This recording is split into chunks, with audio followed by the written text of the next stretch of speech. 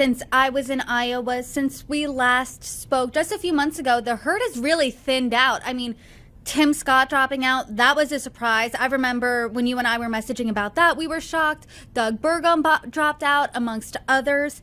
And I want to talk about the underdogs and dark horses because Trump clearing away the front runner, but everyone's fighting for that number two. Who do you think could be a dark horse come 6 weeks from now for the Iowa caucus?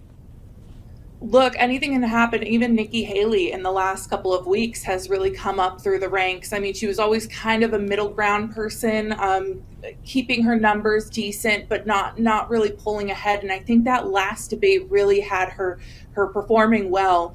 And I think her experience, her way of handling some of her competitors on stage, specifically Vivek Ramaswamy.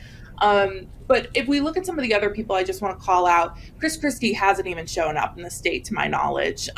He's not even putting his efforts here. Asa Hutchinson has been around a little bit. Honestly, I'm waiting for him to drop at any point. He's too low on the polls right now. He doesn't have that name recognition. Sometimes when I pull out his name to voters, they go, who? And I have to say, oh, Governor Asa Hutchinson. And he just doesn't have that name recognition at this point in the race. And then finally, Ryan Binkley, like I said, he did the 99 counties. He's doing everything he possibly can to get that name recognition. Now, whether or not he'll get it in time, that's to be told, but I highly doubt it. Something that you mentioned is that Chris Christie has little to no presence in Iowa. He's really putting all of his eggs in the New Hampshire basket. Do people in Iowa care about that, or how much do they care about that? Do they feel slighted that he's totally skipping the state?